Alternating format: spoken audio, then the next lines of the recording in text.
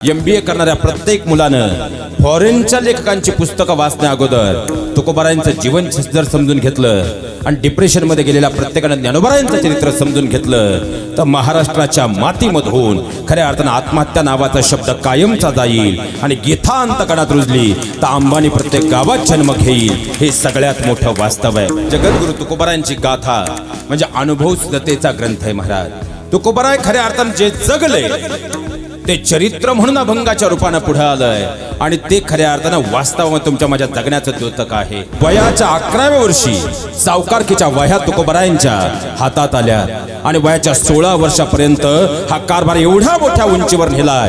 70,000 पिढ्या बसून खातील एवढं साम्राज्य निर्माण केलंय. पण आम्हालाही सध्या असा किडा आलाय की आम्ही तुकोबारायांचे खऱ्या अर्थानं गरिबी सांगून बंगले बांधले. पण तुकोबारायांची श्रीमंती एवढी होती महाराज की 7 वर्षात आपल्या व्यवसायाचा आलेख व्यक्ती म्हणून इथं विचार करा एवढ्या मोठ्या उंचीवर नेलाय. अहो खऱ्या अर्थानं दुष्काळाची तीव्रता एवढी वाढली की हो घरात होतं तेवढं खऱ्या अर्थानं. कारण त्यांची बायको आता तिच्याबद्दल खऱ्या अर्थानं शिव्या द्यायची वगैरे वगैरे अनेक गोष्टी आतापर्यंत सांगितल्या बरोबर. पण अशी धर्मपत्नी जर असेल तेव्हाच तुकोबाराय घडतात. हे सुद्धा सगळ्यात मोठं वास्तव आहे. कारण लक्षात ठेवा महाराज घरात माग खायला दाणा राहिला नाही. घरातलं होतं तेवढं सगळंच्या सगळं तुकोबारांनी सामान्य जनांना दिलं की नाही. आवलीमध्ये आली का आता फक्त गावाकडच्या भावाला 1 गुंठा जास्त गेला. तिने दुसऱ्या दिवशी तिकून बस पकडली आणि तिकडला म्हणला मला ती खुली राहू दे. इकडली 3 दिवस जेवायचं बंद झाली.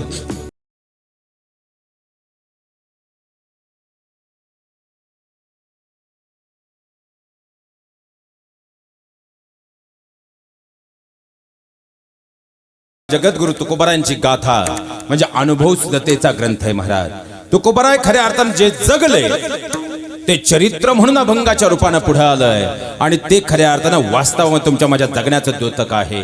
कारण तुकोबारायांच्या जीवनातून आज मॅनेजमेंट खऱ्या अर्थानं मी नेहमी म्हणतो महाराज MBA करणाऱ्या प्रत्येक मुलानं फॉरेनच्या लेखकांची पुस्तकं वाचण्या अगोदर तुकोबारायांचं जीवन जर समजून घेतलं आणि डिप्रेशन मध्ये गेलेल्या प्रत्येकानं ज्ञानोबारायांचं चरित्र समजून घेतलं तर महाराष्ट्राच्या मातीमधून खऱ्या अर्थानं आत्महत्या नावाचा शब्द कायमचा जाईल आणि गीता अंतकणात रुजली तर अंबानी प्रत्येक गावात जन्म घेईल. हे सगळ्यात मोठं वास्तव आहे. कारण वयाच्या 11व्या वर्षी सावकारकीच्या वह्या तुकोबारायांच्या हातात आल्या आणि वयाच्या 16 वर्षापर्यंत हा कारभार एवढ्या मोठ्या उंचीवर नेलाय. 70,000 पिढ्या बसून खातील एवढं साम्राज्य निर्माण केलंय. पण आम्हालाही सध्या असा किडा आलाय की आम्ही तुकोबारायांचे खऱ्या अर्थानं गरिबी सांगून बंगले बांधले. पण तुकोबारायांची श्रीमंती एवढी होती महाराज की 7 वर्षात आपल्या व्यवसायाचा आलेख व्यक्ती म्हणून इथं विचार करा एवढ्या मोठ्या उंचीवर नेलाय. पण मोठ्या लोकांना सुद्धा उतरण कोरोनात खऱ्या अर्थानं आम्हाला समजलं. तुकोबारायांच्या जीवनामध्ये 16 वर्षापर्यंत अत्याधिक श्रीमंतीचा कालखंड आहे आणि जिथं खऱ्या अर्थानं अमृत निघालं ज्याच्या समुद्र मंथनामधून कालकुट्ट नावाचं विषुदा जिथं तुमचा सन्मान होतो. एक दिवस तरी असा येतो त्या मातीत आपला अपमान झाल्याशिवाय राहत. जिथं सगळ्यात जास्त दुष्काळ आहे एक दिवस असाही येतो तिथं खऱ्या अर्थानं अवकाळी जोरदार बरसल्याशिवाय राहत. आणि जिथं सुख आहे त्याच घरात त्याच जीवनात त्याच व्यक्तीकडून दुःख सुद्धा त्याचप्रमाणे. कारण जिथं सूर्योदय आहे तिथं सूर्यास्त ठरलेला. आणि तुकोबारायांच्या जीवनामध्ये 16 वर्षानंतरचा प्रवास जर पाहिला तर दुष्काळाच्या छटा महाराष्ट्र पोखरू लागला आणि पाहता पाहता पहिल्याच फेरीत म्हणजे खऱ्या अर्थानं पहिल्या दुष्काळाच्या आवेशामध्ये त्यांची पत्नी दारावरच्या जनावरांचं दान झालं. अहो खऱ्या अर्थानं दुष्काळाची तीव्रता एवढी वाढली की हो घरात होतं तेवढं खऱ्या अर्थानं. कारण त्यांची बायको आता तिच्याबद्दल खऱ्या अर्थानं शिव्या द्यायची वगैरे वगैरे अनेक गोष्टी आतापर्यंत सांगितल्या बरोबर. पण अशी धर्मपत्नी जर असेल तेव्हाच तुकोबाराय घडतात. हे सुद्धा सगळ्यात मोठं वास्तव आहे. कारण लक्षात ठेवा महाराज घरात माग खायला दाणा राहिला नाही. घरातलं होतं तेवढं सगळंच्या सगळं तुकोबारांनी सामान्य जनांना दिलं की नाही. आवलीमध्ये आली का आता फक्त गावाकडच्या भावाला 1 गुंठा जास्त गेला. तिने दुसऱ्या दिवशी तिकून बस पकडली आणि तिकडला म्हणला मला ती खुली राहू दे. इकडली 3 दिवस जेवायचं बंद झाली. हा विचार घरी जाऊन आणि खऱ्या अर्थानं जर पाहिलं होतं तेवढं दिलं. अहो ज्यांच्याकडून येणं होतं त्यांनी तुकोबारायांसमोर हात वर केले आणि ज्यांना देणं होतं ते दाराशी येऊन बसले. आणि तुकोबाराय शांत विचार करू लागले, हा प्रपंच म्हणजे बचनाग नावाच्या वनस्पती सारखा आहे. महिपती बाबांच्या चरित्रात फार गोड वर्णन आहे महाराज. बचनाग नावाची एक वनस्पती आहे जी खाताना अत्याधिक गोड लागते, अमृताहूनही गोड. पण एकदा खाल्ली कोणताही उपाय करा मृत्यू निश्चित. तसा प्रपंच सुरुवातीला गोड आहे पण नंतर मात्र खऱ्या अर्थानं दुःख देणाराच आहे. म्हणून तुकोबारायांची पावलं भामचंद्र डोंगरावर गेली. 7 दिवस अन्न पाण्याविना टाहो फोडला. जगाच्या मालकाला साथ घातली आणि जगाच्या मालकानं ती साथ ऐकली आणि जगाचा मालक तर महासर्पाचं रूप घेऊन अवतीर्ण झाला. आजही भामचंद्र डोंगरावर ती पावलं पाहायला मिळतात. पण तुकोबारायांची निद्रा लागलेली, डोळे झाकलेले अंतकरणातून परमात्म्याच्या नामाचा गंध आणि छंद सुरू होता. आणि जगाच्या मालकाने सांगितलं, तुकोबा डोळे उघडा, मी आलो. तुकोबारांनी ठामपणे सांगितलं, देवा असाही तू जळीस्थळी भरलेला आहे. देव जळीस्थळी भरला रीता ठाव नाही उरला. तो असाही ब्रह्मांडाच्या कणाकणात सामावलेला आहे. देव आहे, देव आहे, देव आहे, देव आहे, देव आहे, देव आहे, देव आहे, देव आहे.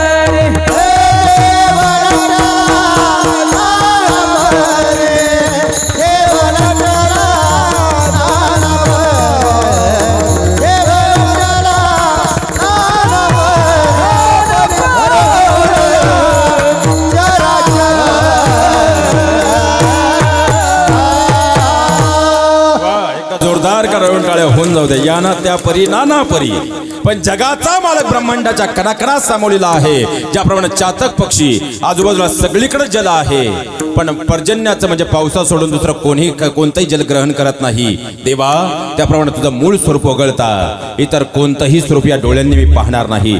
जगाच्या मालकाचा नाईलाज झाला आणि जगाच्या मालकानं तुकोबारायांच्या भेटीसाठी आपलं मूळ खऱ्या अर्थानं रूप धारण केलं आणि तुकोबारायांचे खांदे पकडले. तुकोबारायांचे डोळे उघडे झाले. जगाच्या मालकाला पाहिलं, डोळ्यातून खळखळ अश्रू उघडू लागले आणि जगाच्या मालकानं घट्ट बेठीत जगद्गुरु तुकोबारांना घेतलं आणि बराच वेळ निघून गेला. शेवटी आता जाण्याची वेळ झाली आणि मग जगाच्या मालकानं सांगितलं, तुकोबा अहो खऱ्या अर्थानं आता मी निघालो पण 7 दिवस अन्न पाण्याविना माझ्या नामाचा टाहो तुम्ही फोडला. कशासाठी, काय हवंय? तुकोबाराय म्हणले, देवा तुम्ही भेटले मला काहीच नको, फक्त आता एकच होऊ द्या.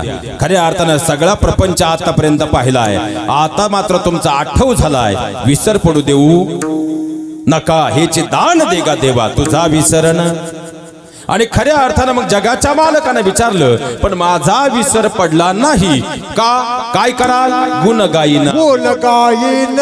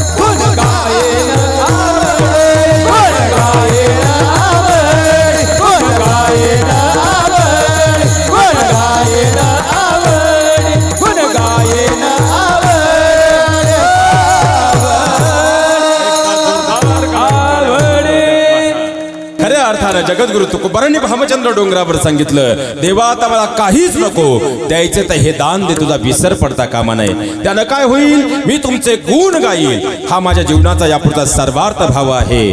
आणि जगाच्या मालकानं भामचंद्र डोंगरावर पुन्हा एकदा तुकोबारांचे खऱ्या अर्थानं खांदे पकडले आणि उत्तरले, तुकोबारा भानावर या. अहो 7 दिवस अन्न पाण्याविना माझ्यासाठी टाहू फोडला आणि तुम्ही प्रपंचातून इथपर्यंत जर आला, घराचा उमरा उलटून जर आला, तर प्रपंचासाठी काहीतरी हवं का परमार्थाचा मार्ग ग बसला. म्हणून परमार्थातले खऱ्या अर्थानं मुक्ती हवी.